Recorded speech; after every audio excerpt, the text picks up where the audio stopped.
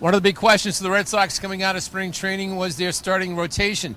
Do they have an ace? To be determined, but based on what we saw so far today, Scott Lauber, Clay Buchholz was pretty phenomenal. 7 shutout innings, straight hits. He really was on his game. Yeah, so let's say it's one game, it's one start, and let's not get too far ahead of ourselves, but it looked like the Clay Buchholz we saw the first half of 2013, which was truly ace-worthy. He was a guy who went 12-1 or 11-1 before he got injured that year, and the question with Clay is, as always, can he give them 200 innings? Can he give them 33 starts? Today was a good step in the right direction, but we need to see it on a more consistent basis before we go ahead and declare Clay Buchholz a true ace. You know, we can talk about, okay, great game, 7 shutout innings, but I thought the specificity he brought to his discussion when the game was over, for instance, talking about how in years past his curveball being used as an out pitch, today using it earlier in the count to set up the later in the count, he really brought a good book to him out in the mound today. Right now is being able to command curveballs early in the count and then throw them down in the dirt or on top of the plate late in the count. And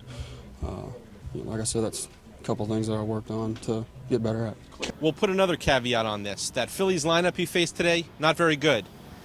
They're not going to score a lot of runs this year, and a lot of pitchers are going to look very good against them.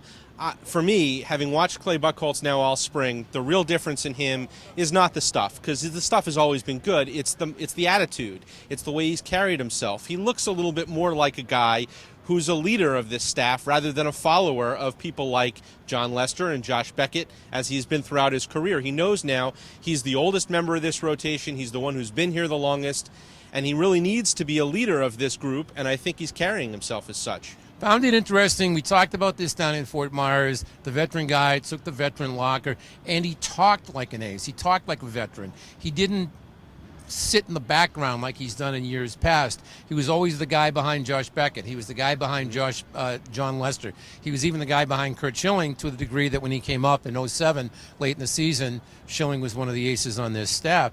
And I think he came into spring training with a good frame of mind. You make a great point, Scott. Early in the season, a bad Phillies team that's not going to go anywhere. And it's opening day, you get caught up. But there's also the Cole Hamels effect. Cole Hamels pitching for the Phillies. All the talk about the Red Sox acquiring him at some point during the season. I don't know if it's irony got tossed around a lot today. I don't know if that qualifies as irony. Yeah. But the fact of the matter is, with the other guy facing him today, he delivered.